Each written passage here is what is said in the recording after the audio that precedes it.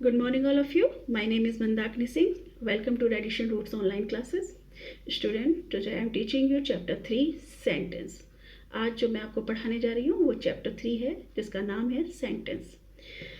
बच्चों, सेंटेंस का मतलब होता है एक ग्रुप, वर्ड्स का एक ग्रुप जिसका सही अर्थ निकल रहा हो.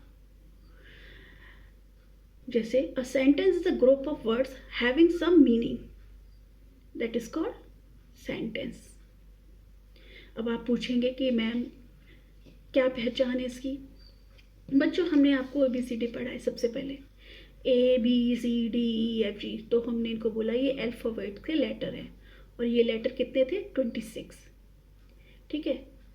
तो जब ये अकेला था, एक वर्ड एक लेटर था, तब ये था लेटर अल्फ़ाबेट.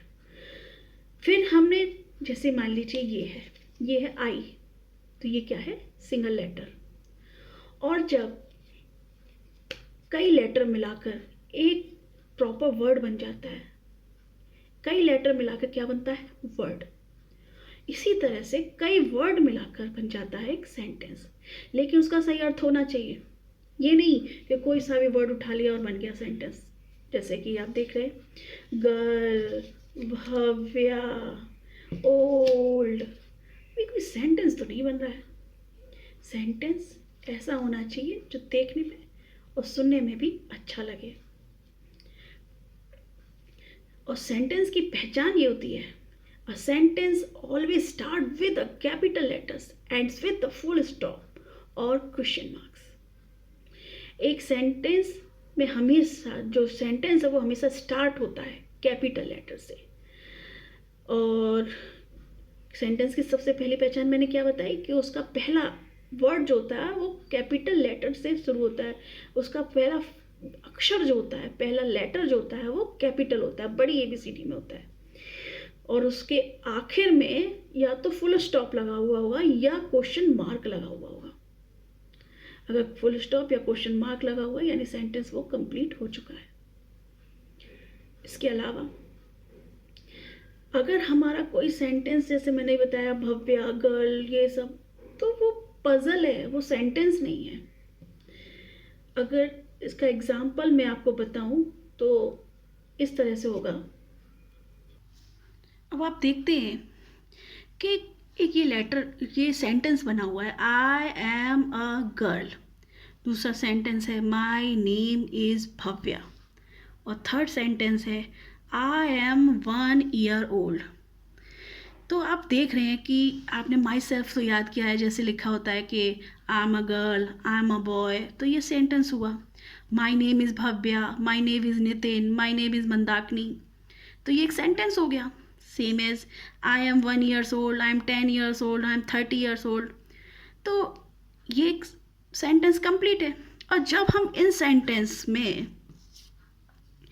एम आगे कर देते हैं, ए को इधर कर देते हैं, गर्ल को बीच में कर देते हैं, तो ये क्या बन गई?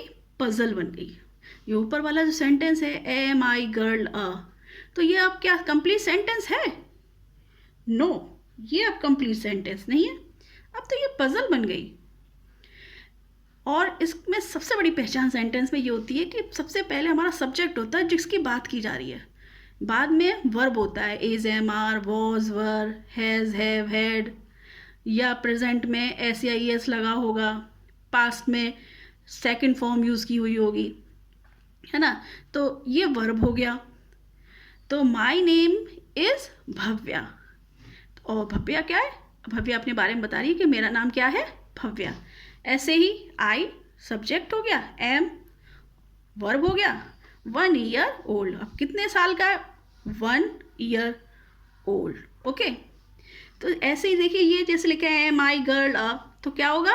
आई एम अ, और ये हो गया girl, I am a girl.